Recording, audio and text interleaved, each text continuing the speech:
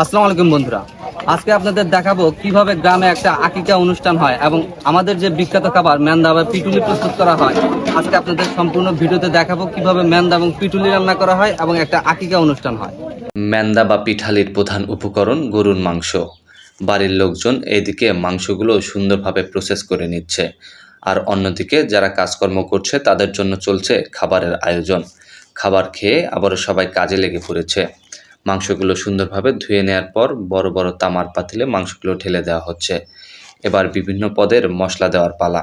মশলার ভিতর রয়েছে আদা বাটা, রসুন বাটা, পেঁয়াজ কুচি, মরিচ, হলুদের গুঁড়া, মরিচের গুঁড়া, জিরার গুঁড়া, আরও অনেক পদের মশলা। মশলা দেওয়া শেষ হলে এবার ভালোভাবে মিক্স করে নেওয়ার পালা। কয়েকজন লাঠি দিয়ে অনবরত মাংস এবং মশলার সাথে ভালোভাবে মিক্স করে নিচ্ছে।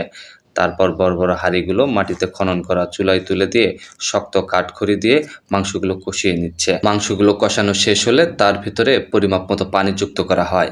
পানি পর্যাপ্ত জাল হওয়ার পর যুক্ত করা হয় আতপ চাউলের গুঁড়া।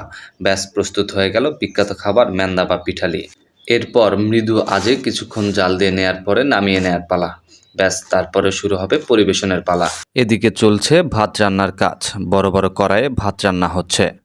রান্না শেষ হওয়ার পর আমন্ত্রিত মেহমানদের বসতে দেওয়ার জন্য খোলা মাঠে সামিয়ানা টানিয়ে বসার ব্যবস্থা করা হয়েছে।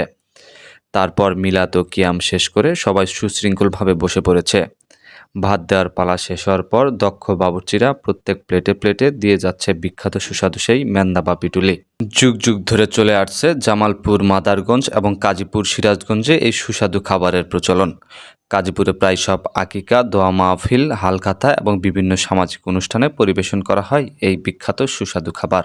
আশা করি বন্ধুরা আপনাদের এই ভিডিওটি ভালো লেগেছে। ভিডিও ভালো লাগলে অবশ্যই একটা লাইক করে দিবেন, সুন্দর একটা কমেন্ট করে দিবেন। ধন্যবাদ সবাইকে।